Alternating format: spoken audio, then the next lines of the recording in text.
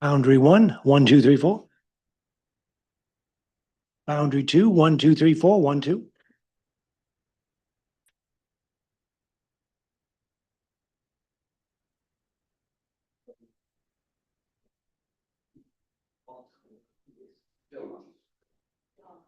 It's for dogs.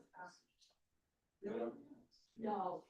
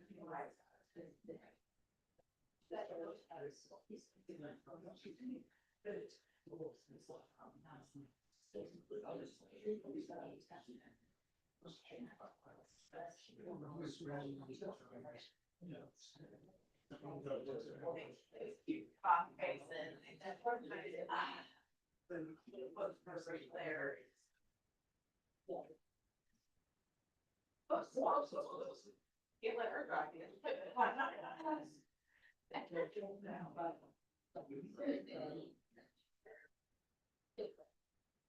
Guys have also met Mom on Facebook. Yeah. The real deal in person. Yeah, a lot of you have cards as well. Yeah.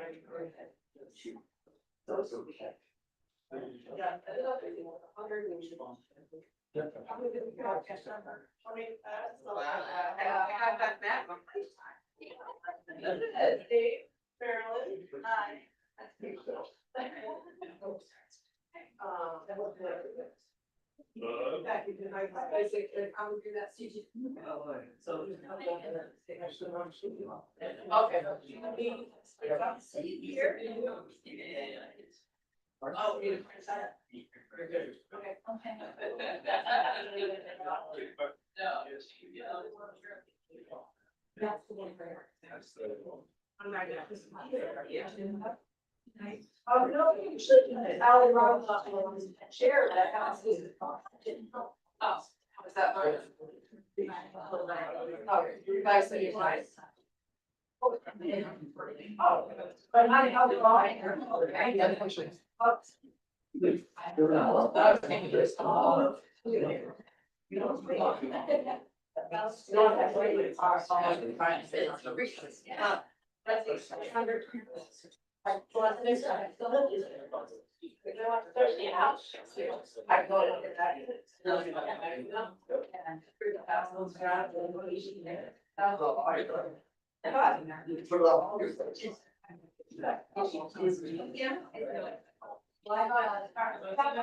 yeah, you did that. Oh, yeah.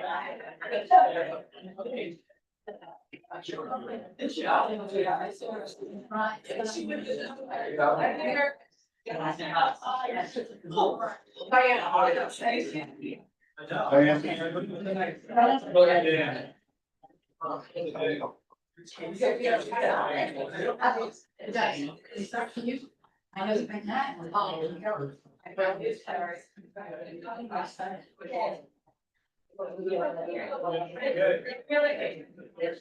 So, you know, if I started doing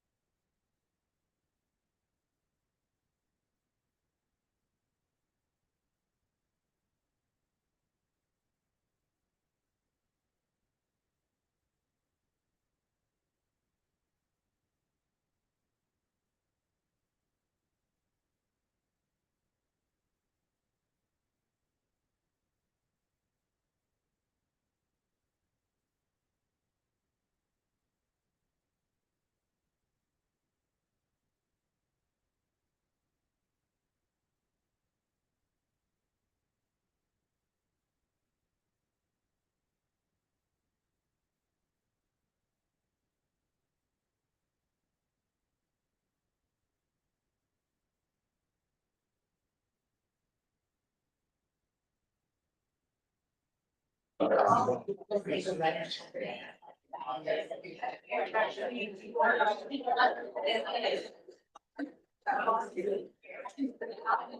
evening. Good evening. Good evening. Welcome to the June 11th, 2025 Town Council Ordinance Committee meeting. I want to note that we have a full council here this evening. Our committee, I am Councilor Karen Shoup as your chair. We have Bill Donovan and Corey Fellows. Next on our agenda is public comment. So typically, we do not have quite of attendance at an ordinance committee meeting, but because we have such a large attendance, I would like to operate a little bit differently. And I'm going to operate more like a council meeting where we are going to have the agenda items presented by the staff and the committees that did the work. And then after they have done their presentations, we will do public comment. So at this time, we're not taking public comment. The public comment will come after each agenda item separately. So I appreciate you guys going with us when we do that. So next on the agenda is the approval from the minutes of I believe it was the April 2025 meeting. Did everyone get a chance to review those? And do I have a motion? So moved. Second. Any comments? Counselor Shoup, it's March. March. We didn't meet in April. Thank you. March. March 2025. Yes. All in favor? Thank you. Okay, so first on the agenda, we have the review and consideration of a recommendation from the Long Range Planning Committee for a proposed amendment to the zoning ordinance to define a new use landscape contractor separate from the contractor offices, shops and storage yard uses, and to permit landscape contractors in the Running Hill Gorham Road Mixed Use District RH zoning district with special exception approval and performance guarantees, and to permit the landscape contractor use in the light industrial and industrial districts. They are currently permitted under the contractor offices, shops, and storage yard use. And this evening, we have our town planner, Autumn Spear. Thank you, Counselor Shoup. Your mic's like that. Oh, can you not? Soft. Okay. So this is the first, oh, that's a lot better. Thank you. Would you like me to repeat the first agenda item for everyone? The first agenda item is not the animal control ordinance. So at this time, the town planner is going to present. Thank you. Thank you, Counselor Shoup. This particular item has to do with a use that you all considered earlier this year, having to do with the landscape contractor use. The Long Range Planning Committee was brought a request by an applicant in the fall of last year to consider landscape contractor uses in the RF, the Rural Farming District.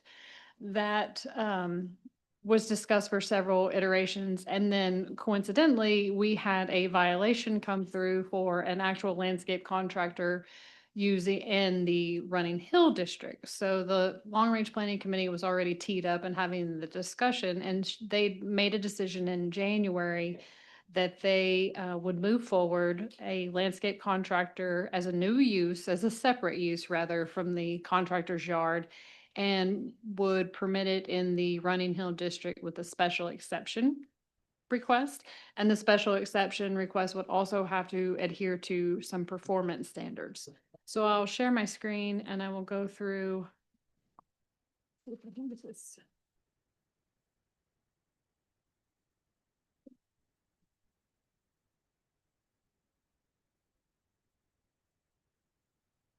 Well, unfortunately, I lost my screens. In your packet, if you go through the memo in the red lines, you can see that, as I mentioned, the first thing is to create the landscape contractor definition. And then chapter 405, section 9, those are the specific performance standards would have to be met. They have to do with limiting the number of motor vehicles and trailers that would be allowed on a lot. They also have to do with that there would be no sale of plant materials and those sorts of things, and no open storage. There's also some ability for the planning board to put some other stipulations on those. The special exception process has the same. I know that this particular property that brought this to light and the request had some issues with burning. And so that could actually be a stipulation of a special exception process. The Board of Appeals could actually prohibit them from doing any burning on site as part of that. So again, This is not about their specific project. This is just an enabling language that would allow them to apply for a special exception to be considered. And the reason that we would have to amend the light industrial district and the industrial district is so because we created this new use now that's separate from another use that's already permitted. So just for consistency's sakes, we would have to add that as well. And I am happy to answer any questions that you might have. Are there any questions for Autumn before I open it up to public comment? Autumn, the things that have influenced me has been the inclusion of a special exception condition and performance guarantees. Before that, I thought this was a one-off that I didn't see why we would make exceptions for a single individual, but this seems to have now gone through. Do you share that sense that the process has protected the neighborhood? I think that if we move this forward, there is additional protections in place. Yes, sir. So it's not a yes, if you will. Moving this language forward is a maybe. And so the applicant or any other applicant for that matter in the Running Hill would go through the process and have a public hearing. Notification has to be made to the neighbors and whatnot. And the Board of Appeals could still say no, even if the enabling language. So I think it's a fair way to address it. Thank you. Great. If there's no other questions for Autumn, I will open this up to public comment. If there's anyone who would like to speak to this proposed ordinance, now is the time. I don't know if it's anyone online or in the building. You can come right up to the podium there and you have 3 minutes. I ask that you please direct all of your comments towards me as the chair and we use our big flag. And I have some handouts for you.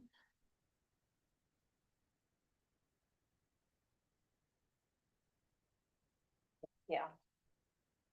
Thank you.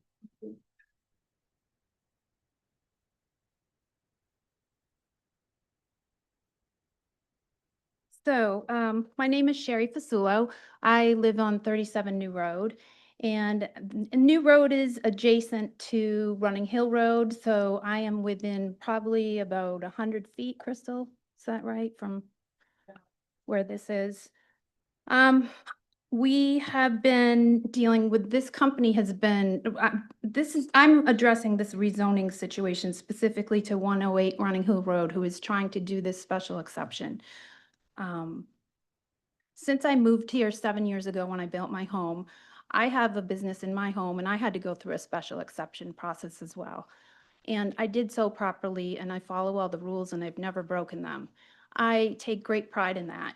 I have an in-law apartment. I've done everything completely up to par and do the zoning. And I take pride in the fact that I'm doing everything the right way.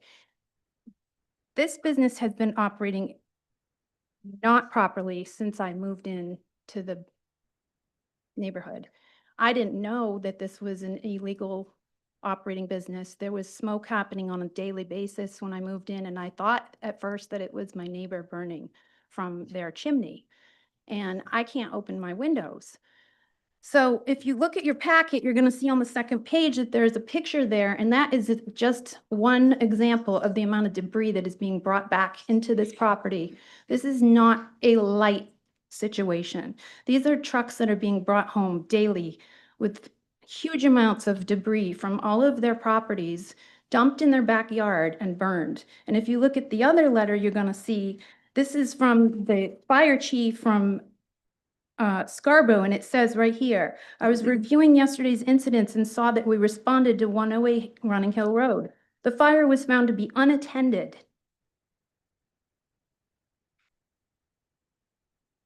This fire, when I called the first time, I could see flames from Running Hill Road over their home.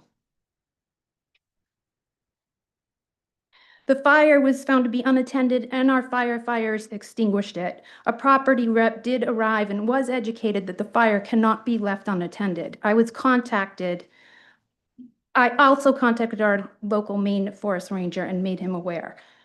this is not the first incident. It continued to happen. I continued to have to call, and other people called in the neighborhood as well. But we can't open our windows. It's a public safety hazard for our health and our neighborhood, and we deserve to have, this is a neighborhood. This is not a place that people might think Running Hill Road is something way off in the distance and commercial. It's not. There's a lot, homes around there are all $800,000 and up. And this business is plunked in the middle of it. It's not appropriate. There's other ways to deal with the debris that could be handled better. It could be brought off-site. So if it were not to be any burning there, I think that the neighborhood would probably not oppose it. If that were to actually be enforced, it would be really helpful. But there's people that walk, ride bikes, there's dogs all the time. It's just, I don't know. I have no, I want to be able to enjoy my neighborhood, and I think that all of the neighbors feel the same way. So, thank you for listening. Thank you.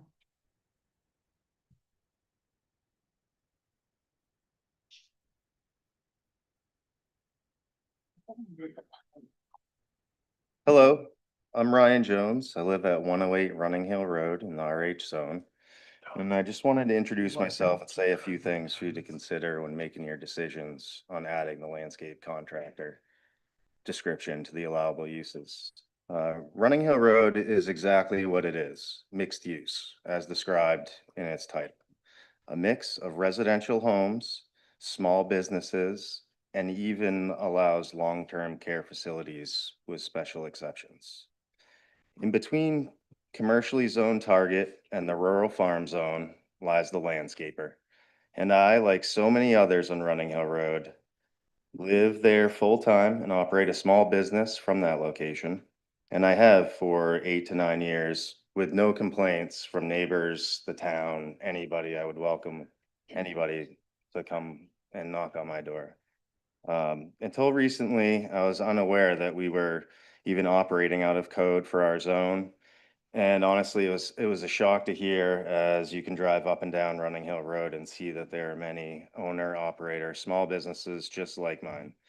I'm not looking to add any housing. I know that was an issue before. That wasn't my request or anything to do with what we really were looking for. I'm not looking to add any sewer or water. I know that's a big deal for any sort of business trying to develop in the Running Hill Road area. I'm just looking to continue to service this community from within this community. And currently there is no place for a landscape contractor to operate in Scarborough except for the industrial zone, which is not economical for a smaller landscape contractor. My home, like many others on Running Hill Road, is close to the road, leaving acres of vacant space behind my home. And our current operation is almost 200 feet from the road, hardly visible, with no signage, no resale. Hours of operation for a landscape contractor are Monday through Friday, 8 to 5. All of the services are performed off-site. The land is used for storing equipment and vehicles, and when work isn't being done. Employees load equipment in the morning, leave for the day, returning briefly later to offload. You're more likely to hear us at your neighbor's house mowing the lawn or dropping a plow at the local, commercial place, or at the nursing home, medical building, what have you.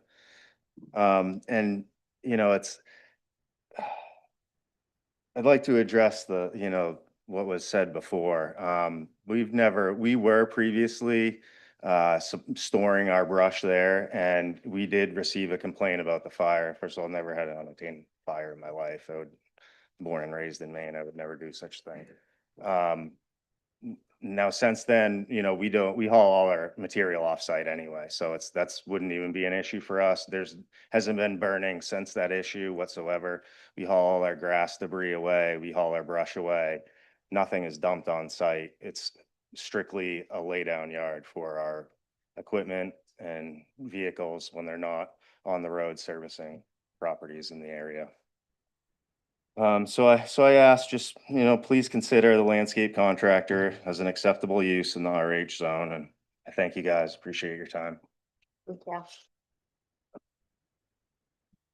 My name's Fred. I'm Ryan's brother. Fully back everything that he said. With regards to the fires, we did get permits for them. And the fire department did say that we were operating correctly with said fires, but the unavoidable smoke and such does create a disturbance. Very much understood, and that's no longer part of our service anymore. Thank you. Thank you. Is there anyone online? No. Okay. With that, I will close public comment and I will turn to the committee. I don't know if either of you want to start. I had a procedure question with if they are going to be going through the special exception process, is it a home occupation business? Because I'm just recollecting, I was on the zoning board for 8 years and I know that home, like, I know that they can only have like one employee. No, it wouldn't be as that. It would be actually as a use that requires a special exception. So it would just be the extra special exception, not as a home business. All right. There's another in the Running Hill right now, you can do a special exception is required for adjunct uses for place of worship and then residential and long-term care facilities. So we have a few and this would be an additional one. And do we know why landscaping was left out originally? In the Gorham Road, Just out of that whole zone? I mean, obviously a lot of thought and time went into what is allowed in that zone and the or conflicting I think that uses in that zone between residential and commercial and things like that. this district does allow for many different things. The landscape contractor is really it's not really contemplated in our district because it can be smaller in nature than a larger industrial site. So it is sort of one of those that could be a big operation or it could be a very small operation. So I think that adding the definition and differentiating it between other contract yards is a positive thing. Regardless of this, it's good to have it defined. But I have no idea why it would have been left out. It was in 2014, I think, when it was written. Okay. Corey or Bill? Yeah, the burning of debris seemed to be an important concern for the residents who live in that area. Obviously, this is a zoning amendment. This is not the ZBA reciting restrictions and conditions for the granting of a special exception. But I'm thinking it influences me to think that the residents will be free of that risk, to know that that's going to be a condition set by the zoning board of adjustment. So I've sort of presented for the town manager and planner how we would address that to make sure that the neighborhood is protected in that regard as this thing goes to the zoning board. Yeah, I would simply say that as you sit here, you can't guarantee that burning won't happen, but I suspect the same concerns would be raised. I suspect the zoning board would be compassionate to the concern and very likely impose such a restriction. You could even go so far as to add a number 6 to your performance standards that just expressly prohibits any burning outright. And so it's not even a zoning board question, it's a zoning. That's, question. So you could certainly yeah, move this forward with that additional language. at the appropriate moment, I will make that motion. Corey? Thank you. I'm also encouraged to hear that the applicant has been responsive in this case. And I would support that amendment to just prohibit burning outright. I do think it's important, just in general and sort of for the record and for anyone in the public who's following this, that to sort of make clear that while this discussion has sort of focused on a particular applicant and a particular property, that as Autumn said, from the planning department, this really is something that will be a general addition to the ordinance, and would, I think, really help the town and its land use oversight to have this in there and to have the special exception mechanism. And so I think it's important to, at least for me, to go on record saying that looking sort of beyond this particular property and this particular applicant, that I don't personally, as one committee member, have any concerns about this use within these zones, particularly with the existence of performance standards. I know there's been some past discussion and a little bit of concern about, you know, whether it's appropriate to consider something that was, that maybe was initiated by a single applicant. I don't think there's anything inherently inappropriate about that.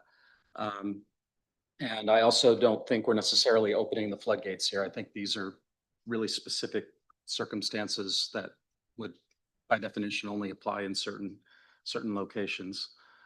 So I know, you know, there's been some disagreement at times about whether this particular use is compatible with this zone.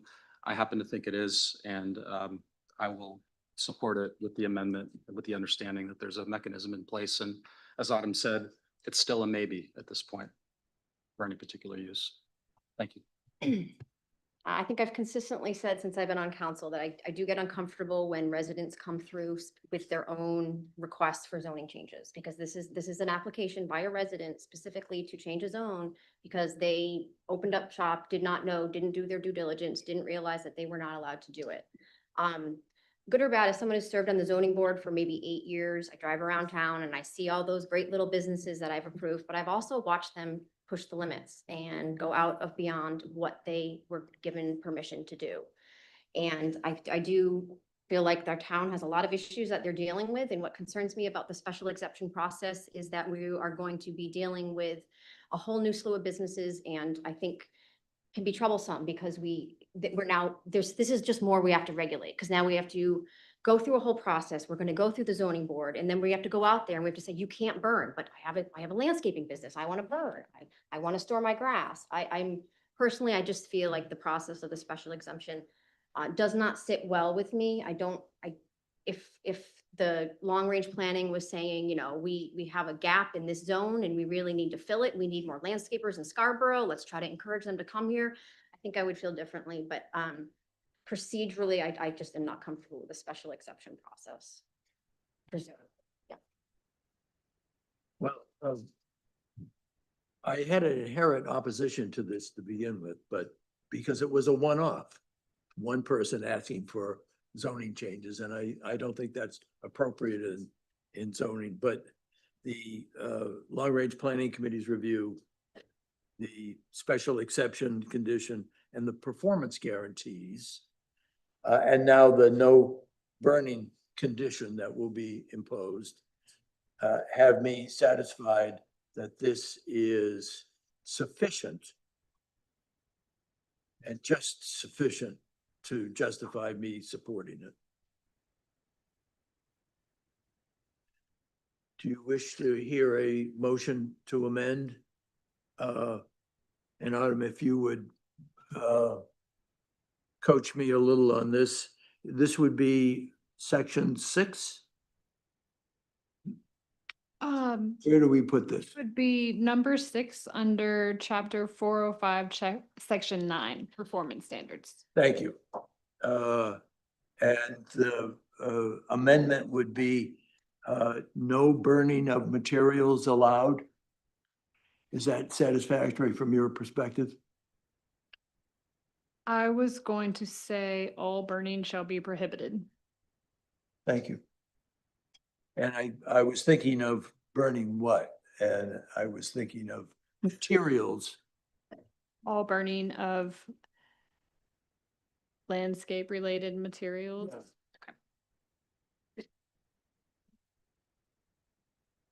So we keep it within the ordinance itself.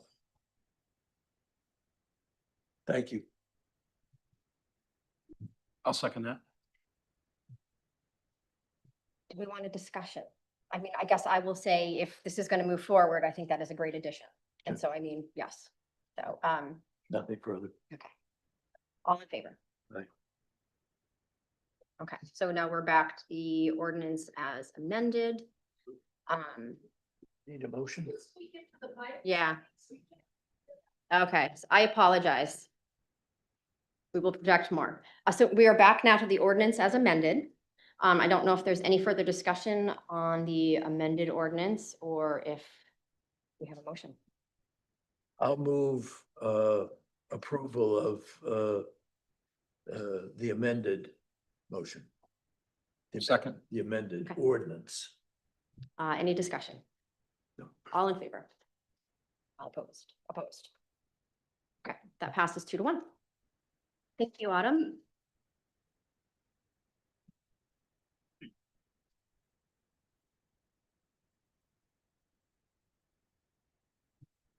Thank you. Great. So next on our agenda is item 6, the review and consideration and recommendation from the Community Services Advisory Board for the proposed amendments, to Chapter 604, the Animal Control Ordinance. So just like the last agenda item, I'm going to have the committee and staff present, and then after that, we will take public comment.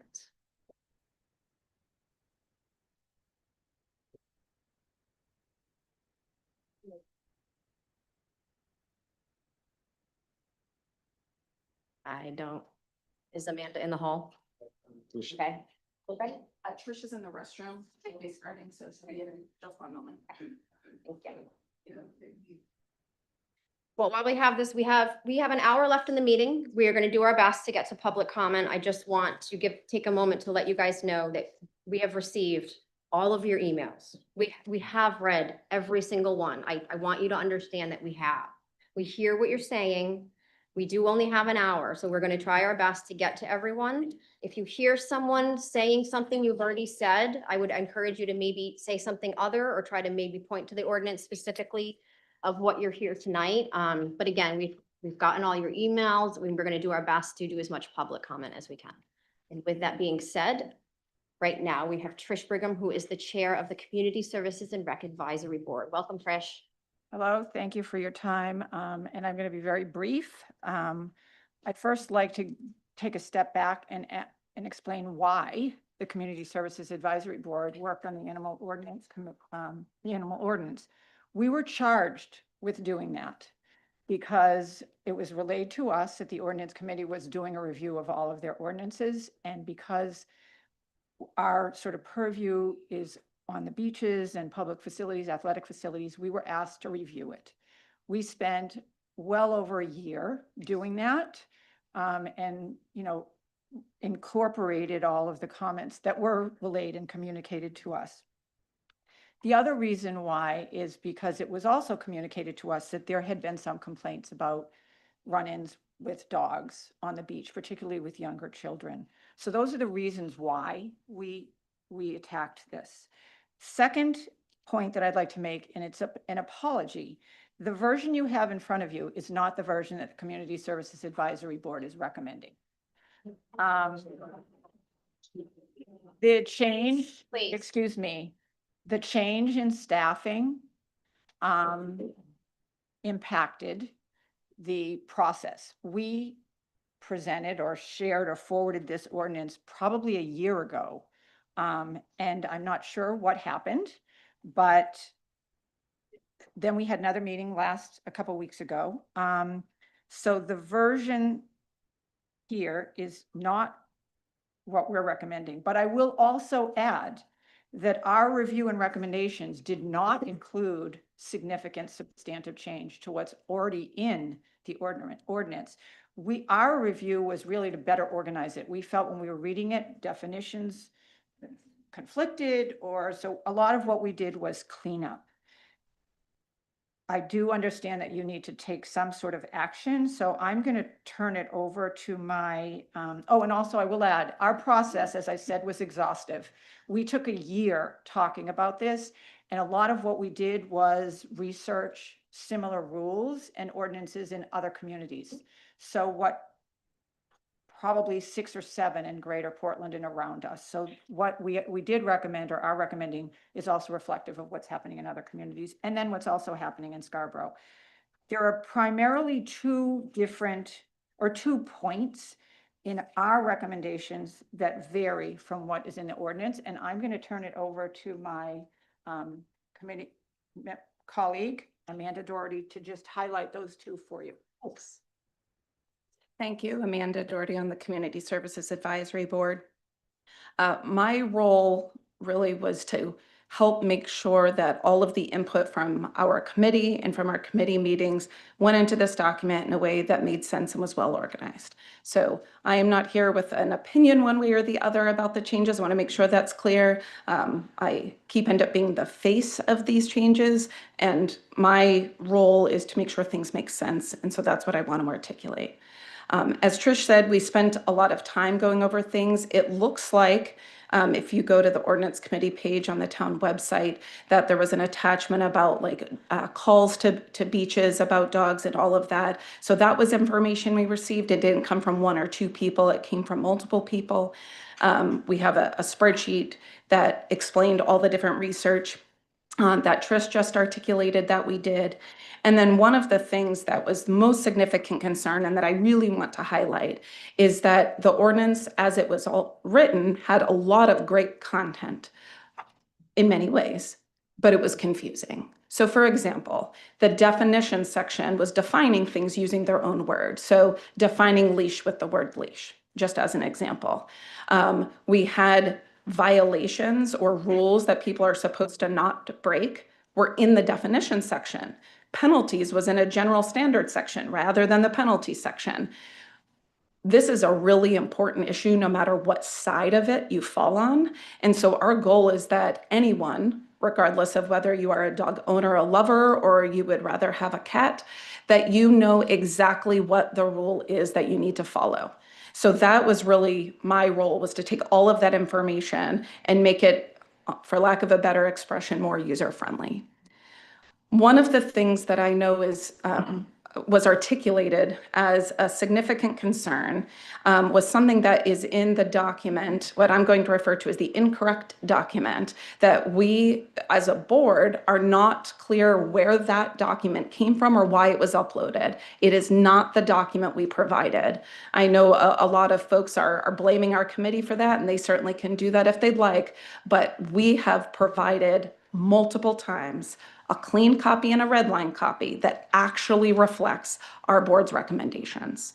And the most important one that I wanted to, highlight is a alleged restriction on dogs on the beach relating to leashes, meaning some rule that says dogs have to be on leash at all times. That is not our committee's recommendation.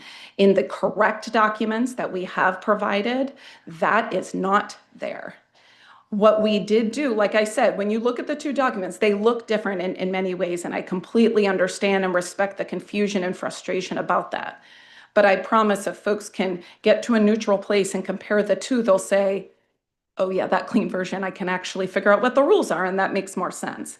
So before, the older document, in addition to the issues I already stated, had, kind of one-off rules, if you will, about certain, dates on the calendar, and then some general rules. I will tell you, I don't think I'm a completely ignorant person, and I looked at it and I was like, I'm going to need a flow chart to tell me what the rules are in the state. And so that was one of our goals, was to have it so that people could say, all right, what is today's date? What rule do I need to follow? Here we are. And we do believe that we did that. Another concern that we definitely heard at the meeting a couple of weeks ago was some concerns about new rules, specifically around, let's say, athletic fields. I went back to our notes just to make sure that I wasn't remembering things incorrectly from a year ago. And if you listen to our May 2024 meeting, as well as our July 2024 meeting, what you will actually hear is that what was shared with us, so it didn't come from us, rather was shared with us, is that there are already rules in the school laws, for example, and other rules in the town that restrict already dogs on athletic fields. And so again, what our intention was is to make sure that people were not surprised or caught off guard by rules that already exist. Now, I am not saying they are enforced. That's a different issue, right? But that they already exist. And our hope was to be helpful and put it all in one place. So whatever the rule is, again, whether we like it or not, it is clear. So that's all I intend to offer now. I, quite frankly, would I'm not sure, again, the source of why you keep being fed an incorrect document. I'm happy to forward the 7 different emails I have helped send, or board members of ours have sent with the correct versions, because ultimately that's what we want you all to make a decision on. If because of that confusion, we can't accomplish this tonight, that's fine with us. But we know the work that we did, we know the input we received, and we know the goals that we were trying to accomplish. And what we have, however it may get to you and whenever it may go through, is what we think will be best for the town of Scarborough. Thank you. Now, Amanda, I'm gonna ask you a question. Oh, sure. Yeah, so, you know, we did have a lot of versions going back and forth, so. Sure. I know you specifically mentioned that under the beach restrictions in season, the May 15th to Labor Day, that you guys did not intend to add number 2 that says dogs must be unleashed at all times. Yes, we don't know where that sentence came from in the Right, yep. version you have. Yep. Were there other things in the ordinance? Because I know that is the big issue. Were there Sure. other things within here today that you were going, I cannot support this because this is not what we were doing? Because I know. If you have a document that has green font on it, and in the upper left-hand corner has the date of 5/27/25, I don't think that's a document that I should try and do the side by side. I'm sure many folks in this room can tell you that I was tasked with trying to do that side by side verbally during the meeting, and I'm sure I wasn't the only one that wanted to pull my hair out. So what I would suggest is there are some things in there that are absolutely what we were trying to accomplish, but the organization of it is off. And some of the words are off. But I can tell you in the May 28th meeting, again, it was verbal. I'm a visual person. It would have been hard for me too. We did go through verbally what our intentions were, but it's frustrating to our board that the public hasn't seen what we were actually doing and heard that. But I can tell you that what I'm articulating here is where we're at. I'm happy to provide or go about this however folks would like. But I really, really don't want voting or making decisions on the document that you have in your hand. Okay.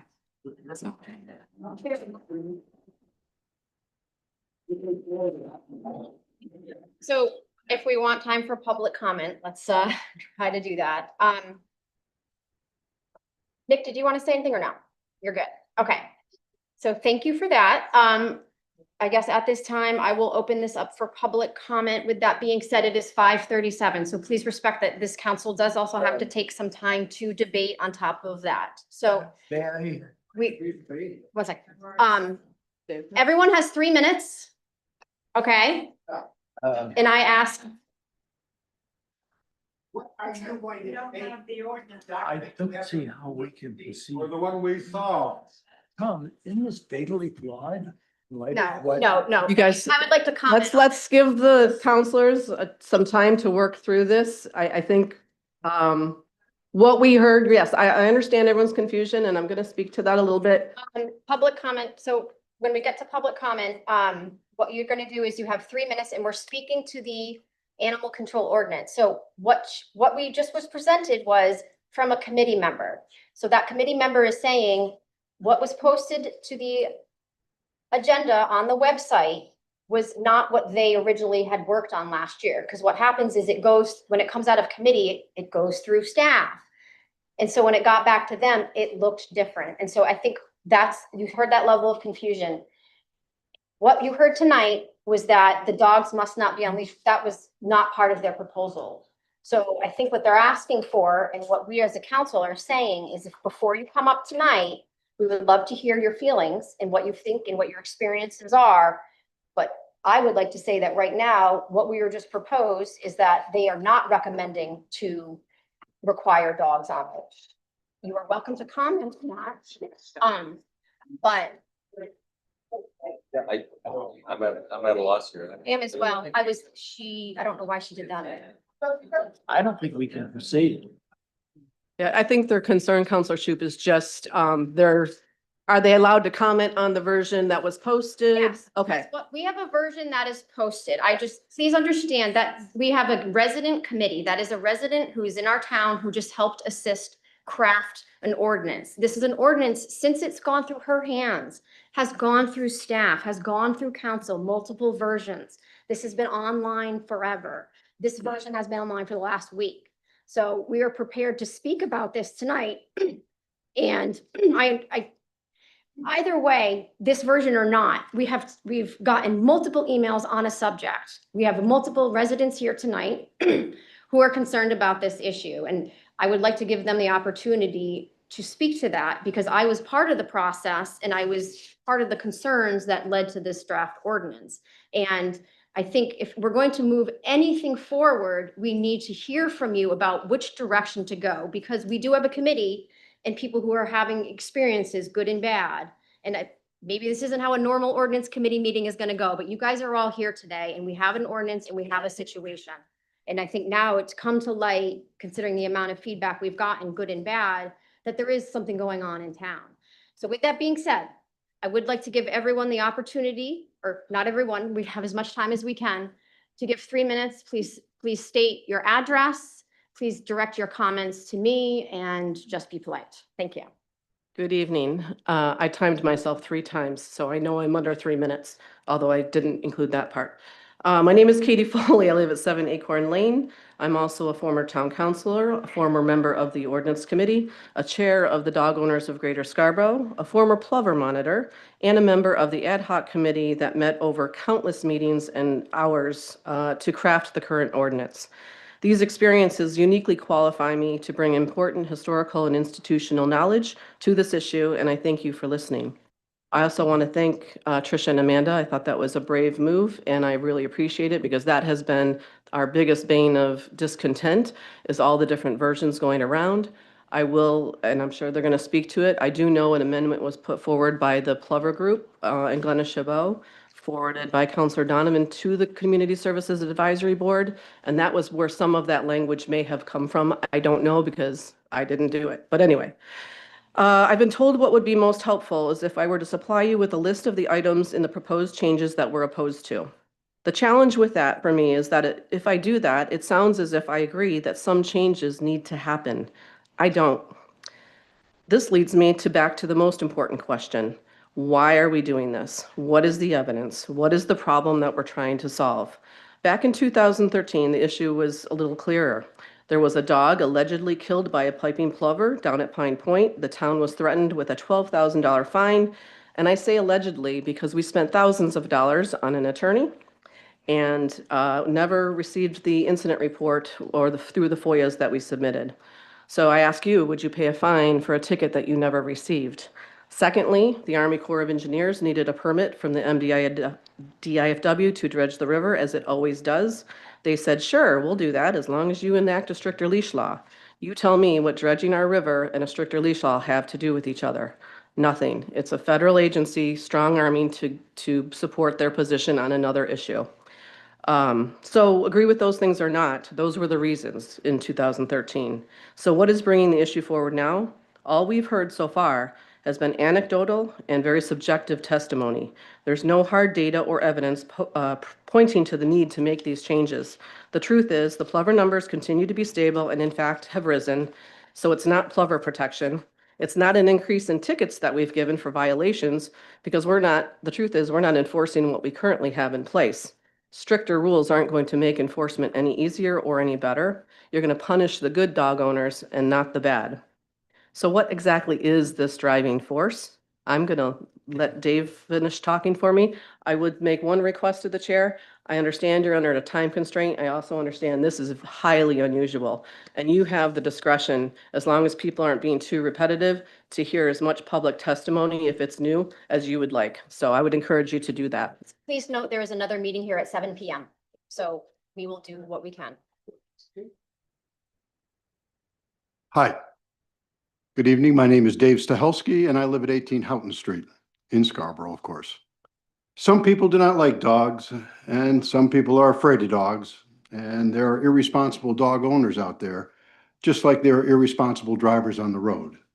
We do not deny any of that. However, we do not kick all drivers off the road for the bad behavior of a few, and we should not be punishing all dogs and their owners either. The beauty of the current ordinance is that it carves out a bit of time and space for everyone. We all pay taxes. We should be able to share Scarborough's resources.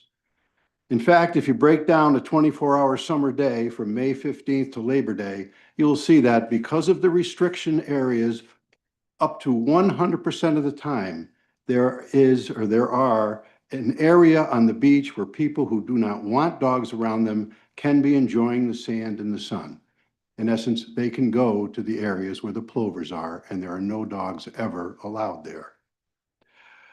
Now, we are not now or never have been asked for dogs to be able to run free and rampant. We simply want to preserve and enjoy the small amount of time that we have with our pets on the beach, unleashed, as has been the custom and ordinance for the last 13 years. Thousands of dollars were spent, as was mentioned, by the town in 2014 and the people in this room to reach a compromise that works for our town. This compromise made none of us 100% satisfied, but it does provide time for everybody, on leash, off leash, and no dogs at all. Do we really want to go through that again? Personally, I don't. I think it may rip into the fabric of the town that is already stressed, but it's your choice and in your hands, because we will never agree to these changes. Is the current ordinance perfect? No. But it has been working well for over a decade, and there is hard data and evidence to that point. Enforcement is and will always remain our biggest challenge. More restrictions, however, will not make better enforcement. In fact, it'll complicate things. The other missing piece is that for us, when tackling an issue like this, it's critical to get the right stakeholders to the table and have open process. We know Katie attended a meeting back in 2024, January, but she was told this ordinance wasn't going forward. Yet here we are today.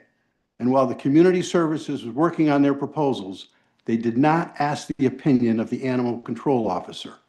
She might be a key person who needs to enforce it. Nor did they reach out to our dog group. In fact, Katie was criticized for not participating. I know she was unaware of these meetings, and they were happening while she was taking care of her mom, who suffered a spinal fracture and a broken arm and is with us tonight. The town has access to registered dog owners and a whole list accordingly. They didn't reach out to let people know. They do that for the landowner abutters, and are property issues more important? This is a long way of saying that we do not agree that this issue warrants further discussion at this point, and would request the Ordinance Committee table the issue for a minimum of 2 years. Not everybody is going to get the chance to speak tonight. So I'd like to address you and ask all the people here to, if you agree with me and with Katie, please raise your hands or stand up or do both.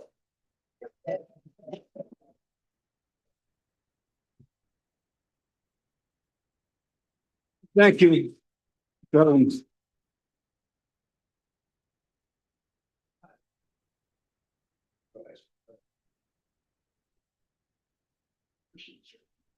Hi, I'm passing along this. I'll give one to the clerks. I have it for the other town councilors. My name's Suzanne Foley Ferguson. I am at 331 Black Point Road, and I'm here to prevent real data. So the big question is, why are we considering a change? Has the current ordinance been working? Does the data suggest a change is needed? So we already heard that the animal control officer was not involved in this discussion.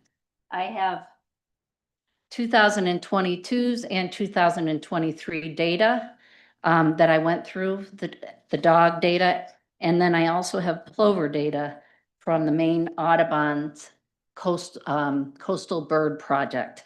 And I'd like to present that. I'm sorry, these charts aren't really big enough for anybody to see at home or anything, but I can provide them to the rest of the council. So the committee data, they've said that it came from multiple people. So what it was anecdotal data. And what anecdotal data is, it gives you a sense of what is happening, and it can help you form a hypothesis about what is happening, but it's not real data, because mostly you're hearing the complaints. You never hear somebody go to the beach or a park and say, I saw 5 dogs and they were happy doing nothing, running around. You don't hear that. So all you hear is complaints. You got to keep that in mind. That's why ACO data is really, really important. Otherwise, you're getting a wrong issue. So the dog data from 2 years. So first I'm going to say the graph. Let me do your graph first. Higgins Beach graph of piping plover's success. Since 2013, when the referendum has passed, it's the first graph that you see there.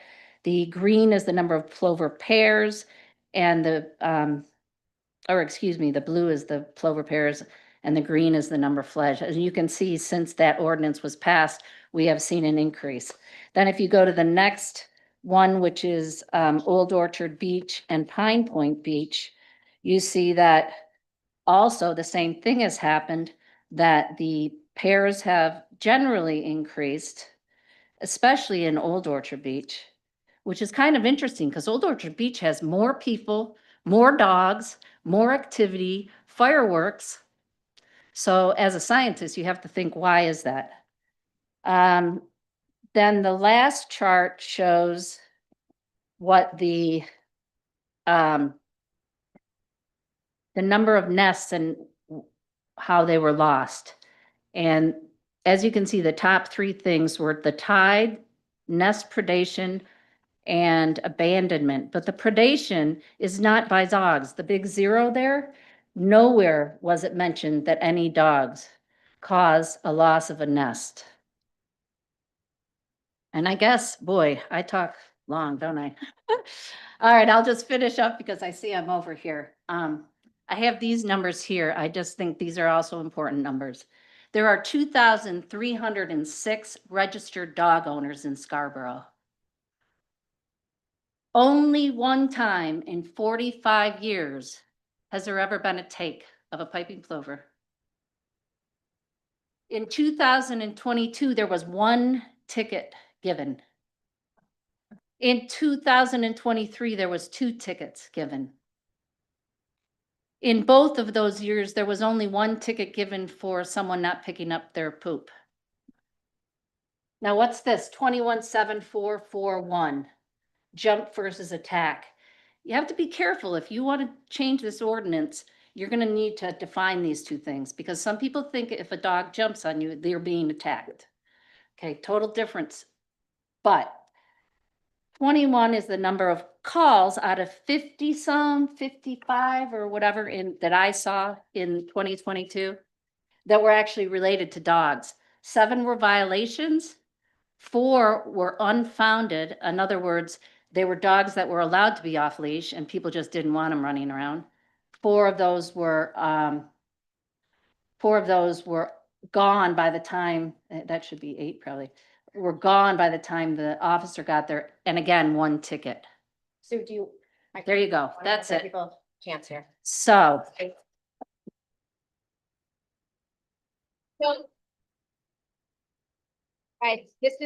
We do want to hear what you have to say, but again, we are getting kicked out of here at a certain point. So I would love to continue to do this.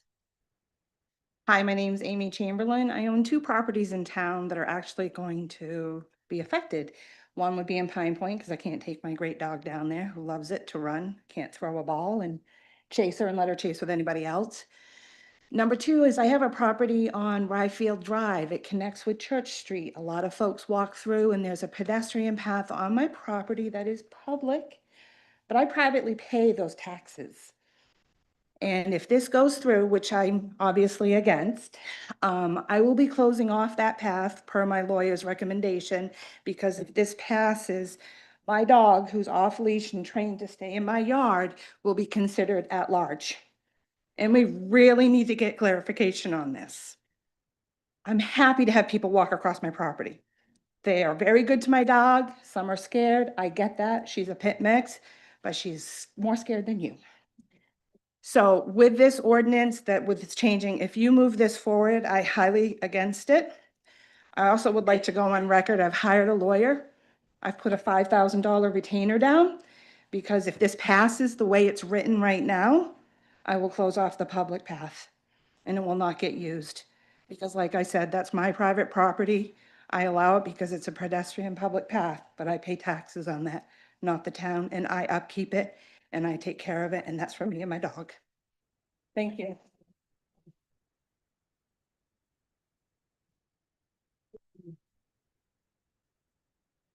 Hi there, I'm Jean Westervelt, 26 Ashton Street.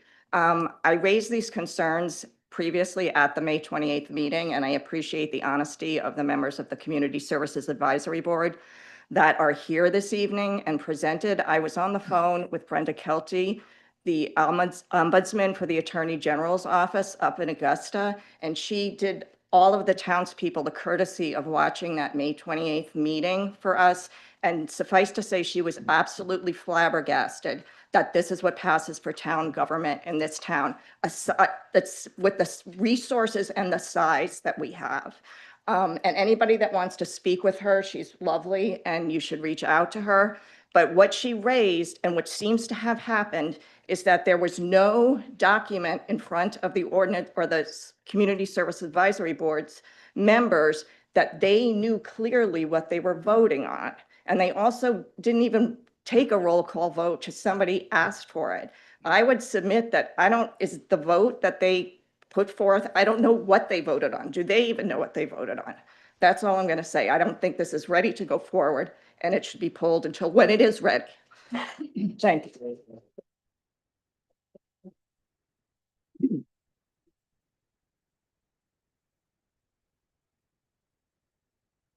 So I'm a little nervous, but I'll do my best. My name is Tom Torrey, and I live at 28 River Sands Drive.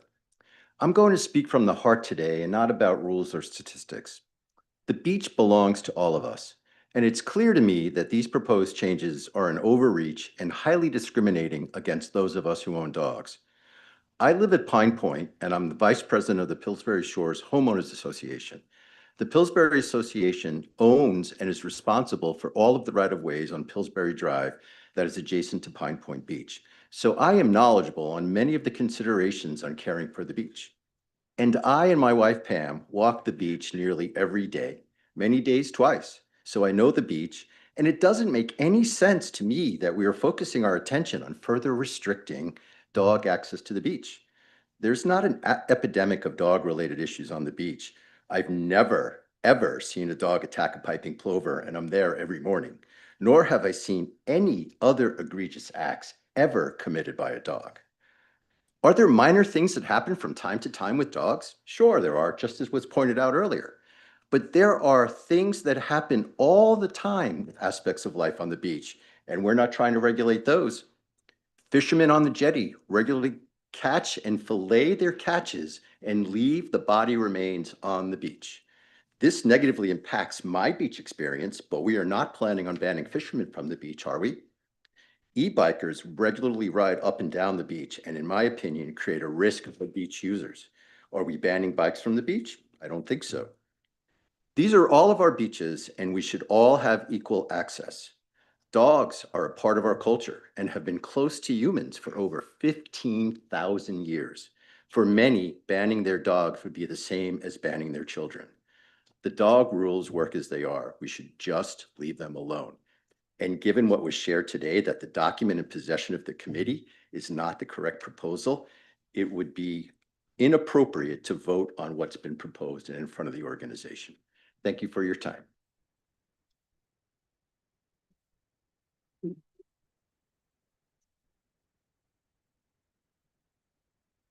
Thank you for the opportunity to speak.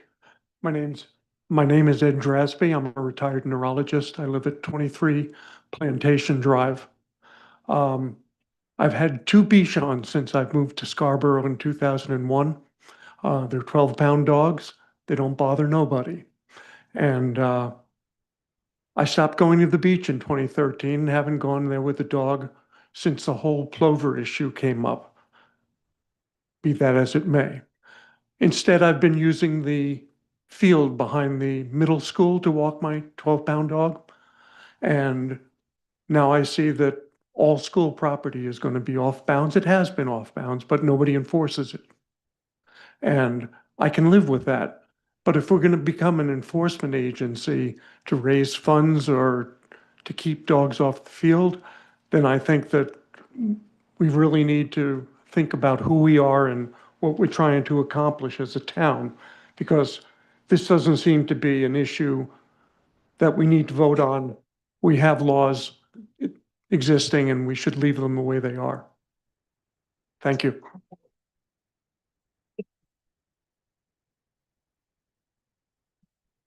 If we can try to refrain from clapping, we can get some more public comments in. Thank you. Hi there, Kathy Harvey Brown. I reside at 7 Springbrook Road in Scarborough. Trying not to be a little redundant here, so I'm just going to speak a few points that haven't been touched on, and 3 major points that I can speak to. The first is exercise. Some people in this room, I've been an instructor here in Scarborough for the past 20 years. But it's well documented that humans need regular exercise to manage anxiety and stress, and many breeds of dogs are just the same. Not all dogs can be off leash, and not all dogs can be on leash only. So, like many people, some dogs need social interaction and physical exercise in order to live their healthiest lives physically and mentally. They cannot accomplish that on leash only. In fact, there are studies of cities and towns where leash rules only are in place that have incidents of aggression and dog conflicts, and those increase. So my second point is health of humans and dogs. So Scarborough is a 54 square mile town, and with these proposed changes, it would be made impossible to take a dog off leash to walk anywhere in town. On public property from May to Labor Day. And for very few properties that might be available, you'd be putting potentially both dogs and humans at risk of ticks and Lyme disease, which we're well aware of.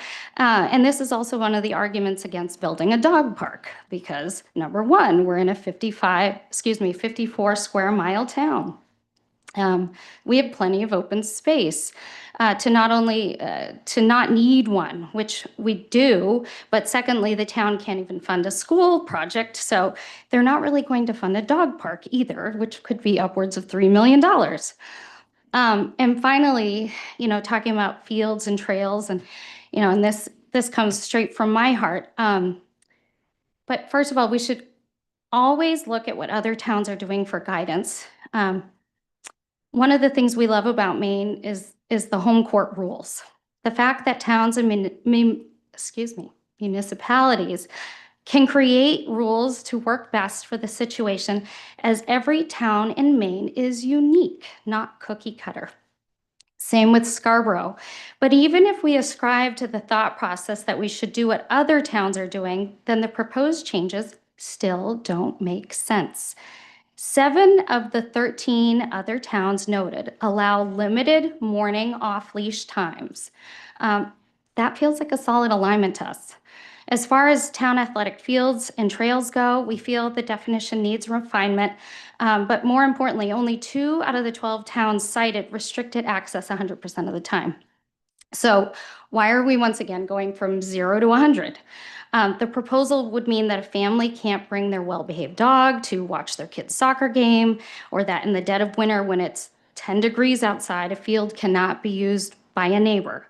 We feel this is beyond wrong and far overreaching, especially as someone who bought a home 17 years adjacent to Fuller Farm. And the reason I bought that home was Fuller Farm, to allow my dog access and my kids to bring the dog on those trails. So we all pay taxes to support the town athletic fields, parks, and trails, whether we have kids or not. Shouldn't we all have some amount of access? So I'm from Northern Maine, and in French, my mother would say it's pas bon sang. It doesn't make sense, no common sense. So again, we ask you to consider all of Scarborough and keep a well-balanced ordinance that shares it. Thank you. Liam. It's online. Liam. Yeah. Liam, can we go online? I'm going to take one comment online because we do have someone up. It's 6:04. Let's try to go online, take a couple more comments here. I think we're getting your comment. Yep. Hi. Valerie. Hi, how are you? Valerie Mitchkay, 1 Oceanwood Drive. I agree with everything that everyone has said so far. And I just reiterate, I think it was Jean who mentioned that because the document that's being discussed now is, what is in your hands as well as what was presented on May 28th. And I was on that call, and I would respectfully disagree that what was voted on was not the restriction on the leash, because that's how it definitely came across at that point in time. That it get, pushed back to the prior committee. It either it's tabled, for a period of time and or permanently, and then get the right information out that's voted on, that the public can comment on before it gets to your committee. Thank you. Thank you. Go ahead. Hi, I'm Emma James, 17 Chamberlain Road. My husband and I moved from Portland to Scarborough in 2021 after we purchased our home, 120-year-old Cape, 3 miles from Higgins Beach. I work remotely, and I was initially quite nervous and skeptical of the move to the suburbs for the lack of a community. These concerns disappeared the first morning I brought my dog to Higgins Beach. I quickly became a regular at the 7 a.m. dog walk and found myself welcomed into a vibrant and intergenerational community. It's remarkable how walking dogs at the same time turns fellow residents into friends.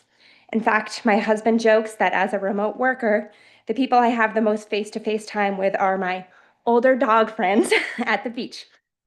The community took on an even greater meaning when I became pregnant in 2023. Over the month, the Higgins dog walking community followed along as my bump grew. From guessing the sex of the baby to cheering me on in my final weeks and later celebrating the arrival of our son. I was overwhelmed by the outpouring of support from people who I'd simply met at the beach walking our dogs. Meals dropped off at our doorstep, offers to walk our dog, and thoughtful baby gifts. It was extraordinary and deeply affirming of why we live in Scarborough. I am quite troubled by the proposed changes and the unorganized process to the dog ordinance. The current policy, created thoughtfully in 2014, reflects a careful balance that works for people, for dogs, and for our environment. To dismantle it now at the urging of a small number of dissenting voices and seemingly without transparent reasoning or data is deeply concerning. When I've asked for justification behind these changes, which I have, and I've asked for supporting data, I've received vague or evasive answers. As a young family invested in this community, this process has left us disheartened.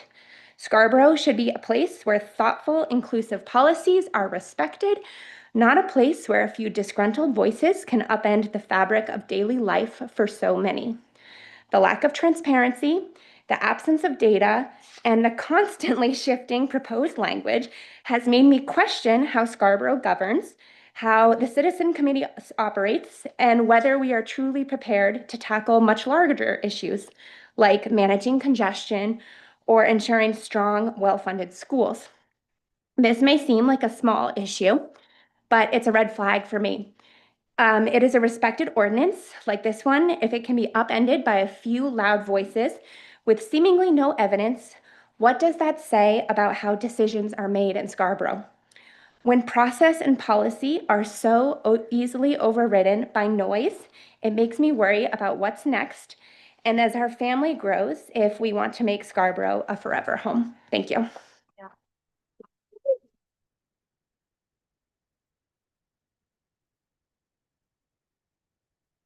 Hi, I'm Diane Garthwaite. I live on Marion Jordan Road halfway between Higgins and Ferry. I'm 80 years old. I have a 13-and-a-half-year-old dog, and we both are not going to be happy walking on trails that have rocks and roots and woods and ticks. So having access to level beaches and just a tiny window of time that is unencumbered for us as a senior dog or person, I think is really, really important to our mental, emotional, and physical health. Thank you.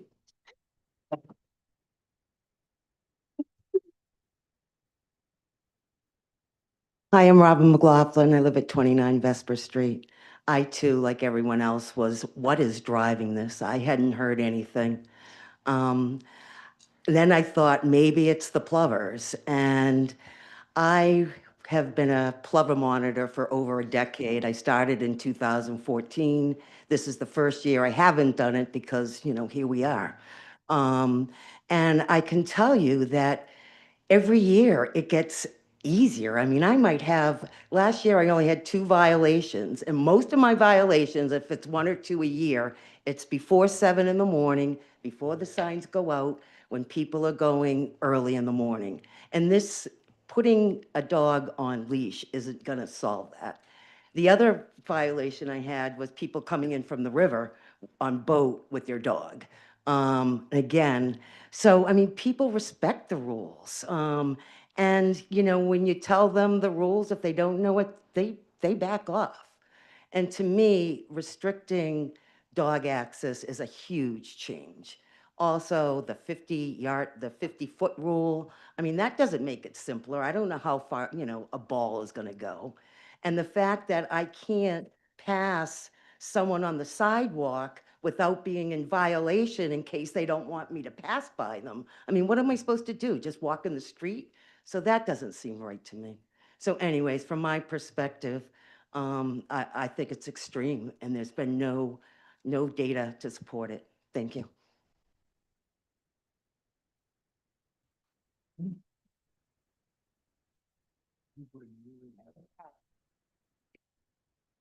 Okay. I'm going to take that opportunity to close public comment. Thank you all for all of your comments. I'm going to take a minute here to give you guys a little bit of background because I've been on the council for 3 years, and prior to being on the council, I was a volunteer on the Community Services Rec Advisory Board. So I have been part of the conversation and part of these interactions over the last 4 years. I hear everything you're saying tonight. I've never had a committee member come up here and say what they just did. I'm disappointed for that committee as a whole because they worked very hard on all of this information. I appreciate that. So we have a committee of residents. So I think one of the questions that we got from people are, who are these? These are your neighbors. So these are people that you actually see at the beach who just don't maybe feel as comfortable as you do, or maybe their neighbors are saying, hey, like this stuff happened to me. I will tell you personally that I have had some personal interactions, and on the trails, for me personally, it's the dog poop on the trails. I see Chief Holmquist. My question is, my personal issue right now is dogs like on tennis courts, because as a resident, I get very, it's not fair for residents to have to be in a situation where I was trying to tell a resident that their barking dog shouldn't be on a tennis court, but apparently it's unclear to me if that's actually allowed and if I can call the police and if there's consequences. So it's, I just, that's anecdotally like one of the situations that for me drove us here today. I think as you heard from that committee, they did not recommend that beach. That is a bigger discussion. And so I think what we have today is recommendations beyond just that. While we were doing this process, so if you go onto the town website with the proposed agenda, you have our red line version, and then included in there is the pages and pages of research that this committee did. So I just want to say that in my mind, they did do their due diligence. They worked with a staff member who we unfortunately just lost, who was extremely experienced, very seasoned, had his own dog. He was the one giving us recommendations on leash lengths. So that's where those recommendations come from.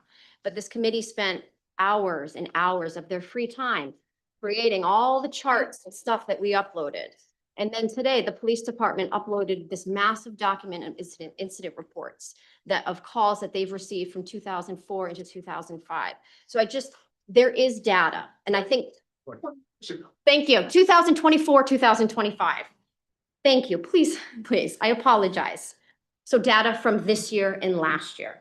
So I would encourage you to go in there and look at this information. Some of the changes that has happened. So another reason that this has come up. So the last time that this group addressed this issue, my understanding is the population of the town was just over 13,000. We're over 24,000 now. So I think, I'm just looking at the chart that the clerk gave me, okay? So I'm just telling you the data that was provided to me. So I think for me, one of the issues that council generally is dealing with, that we're dealing with as residents of this town, is our increasing population. And so with that population, I think we just have more people in certain areas.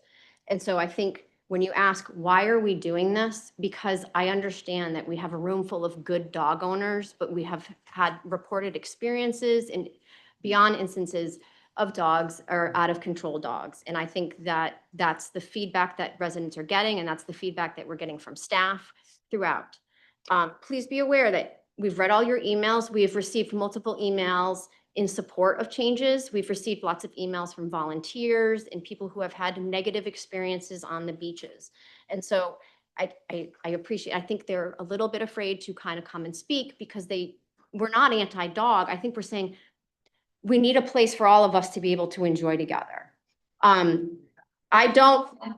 think, so while I appreciate that everyone in this room feels that way, unfortunately, council has received emails expressing some negative interactions with that. I'm just saying. Share those emails. Yep, I mean, and I think, so what we're going to do is I would like. You're a resident, I pay my taxes. Yes, thank you. Okay, I've yep. never had, Okay.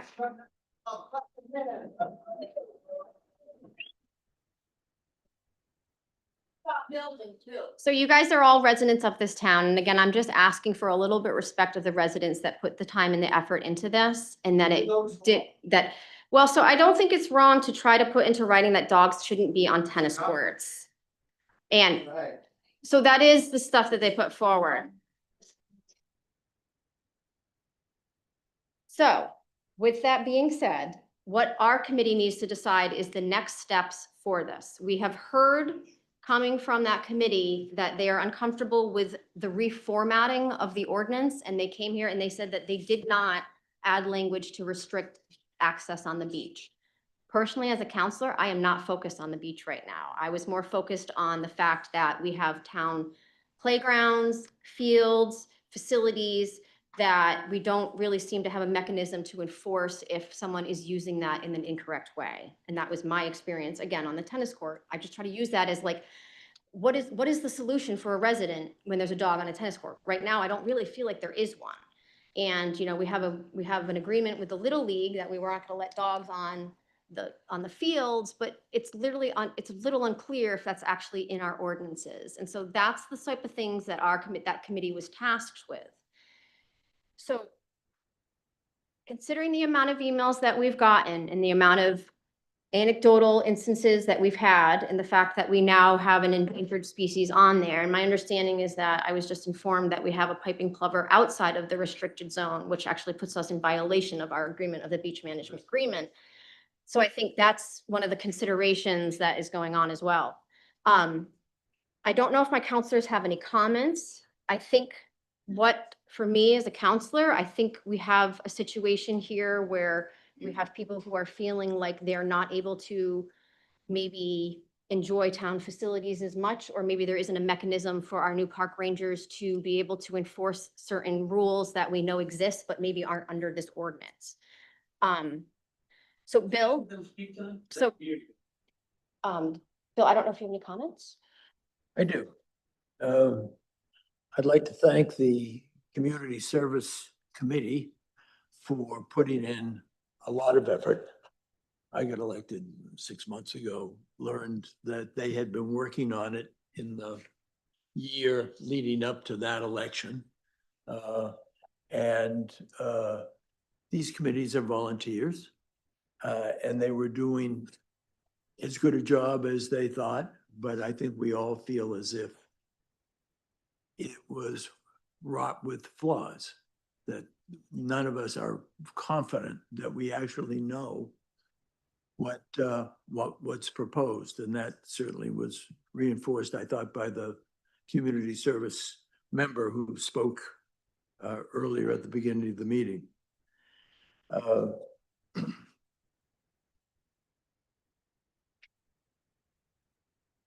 The question has been raised about why would we move forward today with voting on this? And the question for me is, do I understand it? Do you understand it? Do my fellow counselors understand what community services intentions were? Seems to me that the answer to that is no, we don't adequately appreciate what they intended. It raised certainly a big question mark in my mind to have a representative start the meeting off by saying, no, probably the largest reason for opposition to it was restricting dogs on leash. And the comment was made that no, that wasn't supposed to be in there. It was in the draft I read as I prepared for this meeting.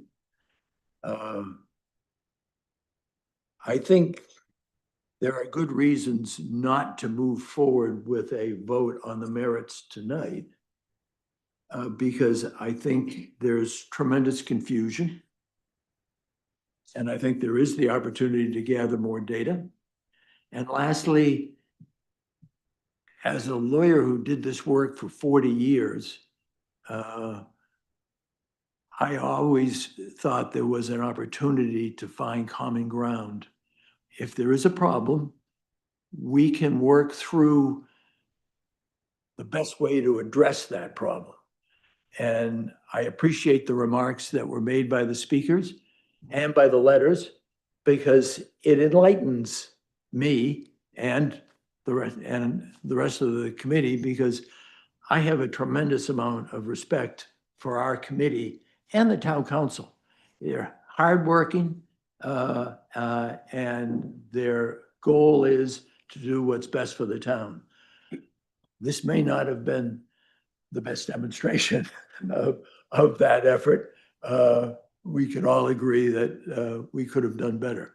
So I'm prepared to support any reasonable and fair outcome that we can achieve as a group and as a ordinance committee and as a town council that will address these problems to the extent that we can agree on what they are and what the best solutions are.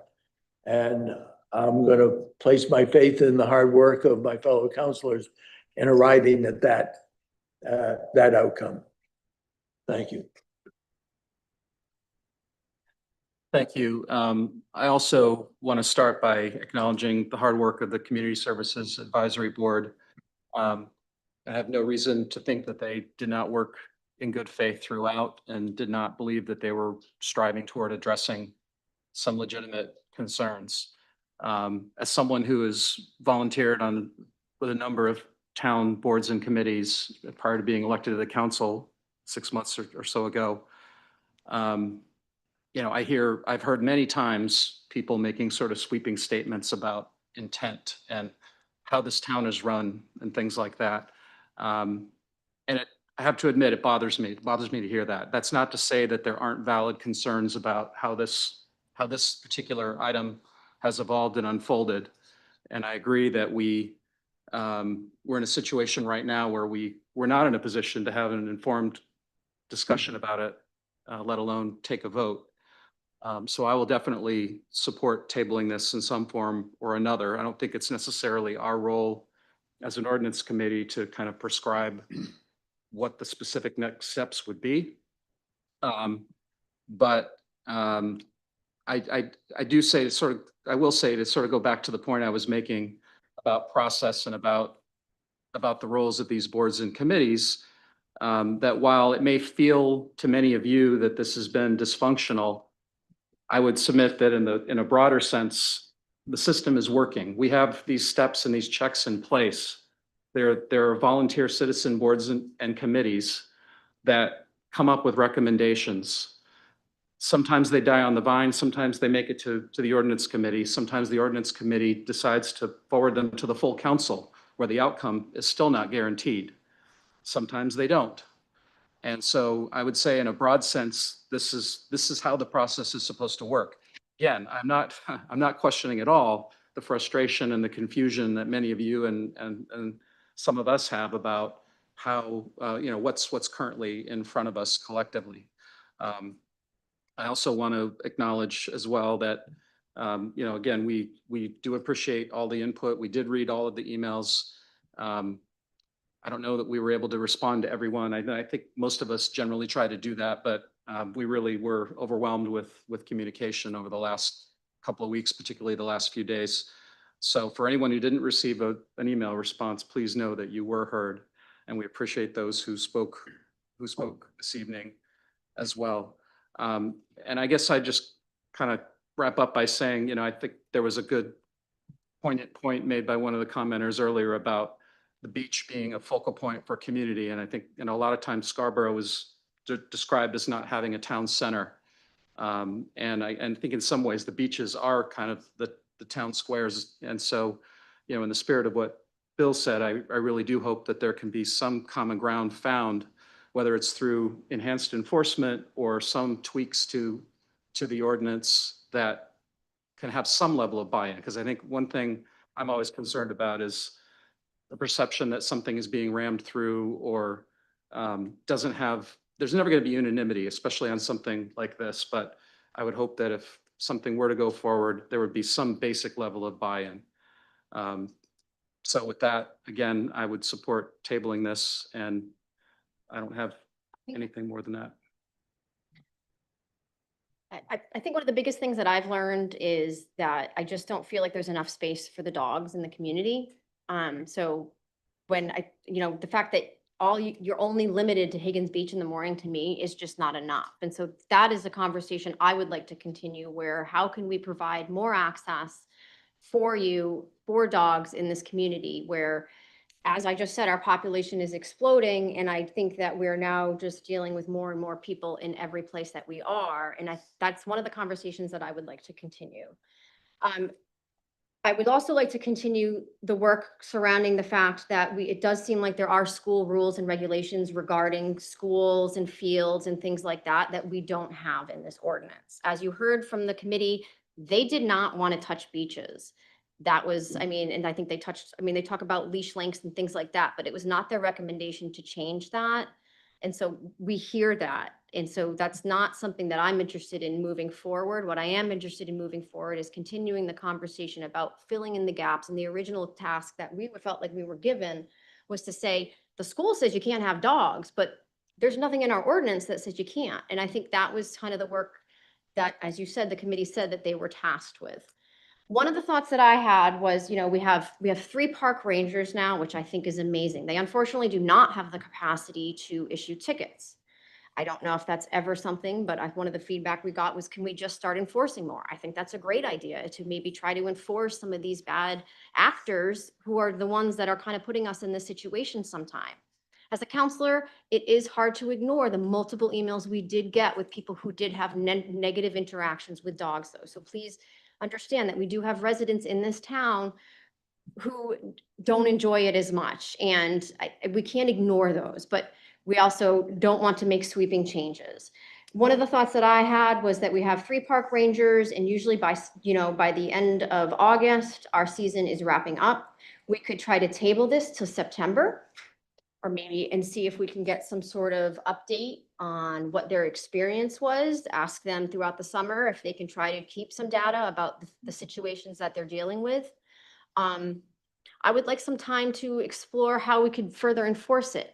I will say, with my conversations with Katie Foley, is just, can we punish these bad actors? I would more inclined to be able to get out there and nip this in the bud and not address the issues that I think some of the emails that we're getting are not typical, is what I'm hearing from all of you.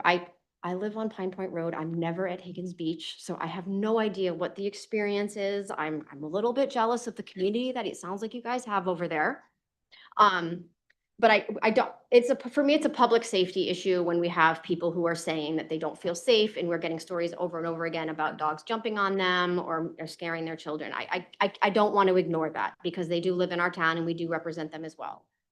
So I don't know how this committee feels about tabling this till September, which would give us time to work at the ordinance, look at the school rules, because for me, I'm more focused on what's going on at the school when they're saying we can't be on the track with a dog, but when you go to our animal control ordinance, there's nothing that says you can't do that.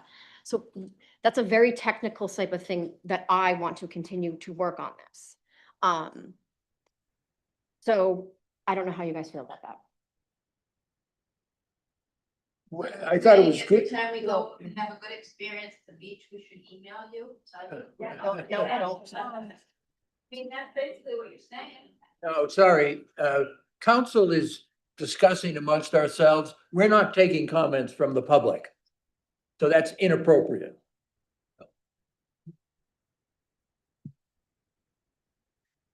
I think a motion to table is in order. I think we benefited from hearing the input from all of the people who showed up here today, and thank you for doing that. I'd be happy to schedule it to September, but I would think later would be better, because one of the things we want is data from animal control and the police department. And that really will be through September. And so it really looks more like, and this is not going to be the chief of police top priority. I would hope not. And so it would be probably helpful to put it off till sometime in November. I think that would be an appropriate time. We also need to, I think, work on how we can make it work for all of the people in the audience. And at the same time, respond to all the concerns that we have heard expressed in communications to us. And that's going to take some hard work on our part. So I would be suggesting a motion to table to our first meeting in November. Ordinance does not meet in November because there's an election, so I would propose October, prior to the election. And then I think that would be a point where we can say either someone else is going to take this up or they're not. Okay. But Corey? Motion to table is non-debatable. Oh, no, did he make a motion? I believe you did. Oh, was there a second? And forgive me, I thought I heard a motion. Wasn't clear to me whether And there was. no, I am not yet, because Oh, I beg your pardon. want Councilor Fellows to be able to speak his mind before we make the formal motion. I do agree that fall makes more sense, so that we can hopefully have a full data set from the summer. Which, and one thing that we've seen is that at least in my experience, again, speaking of anecdotal data, the sort of summer season seems to have a little bit of a longer tail every year. So I guess I'm a little ambivalent or agnostic about October versus November. It gets a little tricky because then, we have a new council coming in. And so I think an argument could be made that we do it after that new council has been seated. That wouldn't prevent us from continuing to, would not prevent the board and others and staff from continuing to work on it. But that would be my thought. I guess the other thing I might suggest in a similar vein in terms of collecting information would be, we do have a community survey that's going to be going out soon, and there might be an opportunity to include some items in that might get at some of these questions. And we've heard a lot from everyone in this room and the folks who've sent us emails, and I'm sure there's a lot of overlap there. And I think we could benefit from having as broad a base of information as possible. When do we get the community survey results? End of November. End of November? Right. Okay. Well, then I wonder if we should just table it. Can we just table it to an indefinite time? Is the intention for it not to come back at all before this board? I mean, I guess we could table it till December, but that's a new ordinance committee. I mean, I guess that could be, at a minimum, I guess we could say December, and then that would be up to the new committee. But I think now that we know the results for the survey, because I think I spoke to Counselor Anderson, and I think one of the thoughts was just that, was like, I think this would be a perfect opportunity to use the survey this summer to get some more feedback from the residents as a whole, which I think is a really good idea. Thank you. So I wonder if we would table it to December, to at least at a minimum, the ordinance, if they wanted to, could take it up. I agree. Yeah. Just a point for consideration, tabling motion would have the same item tabled in its same form coming back to you. Okay. And clearly there is confusion. Okay. So one consideration would be to wipe the slate clean. Okay. And so what comes back to you is something that is understood and presumably actionable. We're just delaying that confusion. So, but how do we get it on the agenda for December without that? Yeah, that's a fair point. Right. At least two of you will be here. Yep. So, and I think that's a question for Corey and Bill, is I appreciate the conversation that we've had with the committee, but this ordinance has gone through staff substantially. So I think, I'm not sure what type of drastic changes they would be making to it if we. So I think that's up to you guys. I would table this to December. I would accept that as a motion. Okay, Second. any discussion? No discussion. Oh, all in favor? Okay. Thank you. Yes. Yes. So we've tabled this to December. And so what we're gonna do is we're gonna wait to get reports from the park rangers. We're gonna wait to do we're doing a community survey. So we're gonna craft some questions around this subject. So I think moving forward, we'll have a more pulse of kind of how all the residents are feeling on the subject. Because I mean, right now, we're just getting two very different sides. And that, Table as it is, like correct, document that you're using. correct. Yep. No changes. Yes, yes, but I think as you participated here, you saw what the intent was and what our plans are moving forward. So with that being said, do I have a motion to adjourn? Second. All in favor? You're adjourned.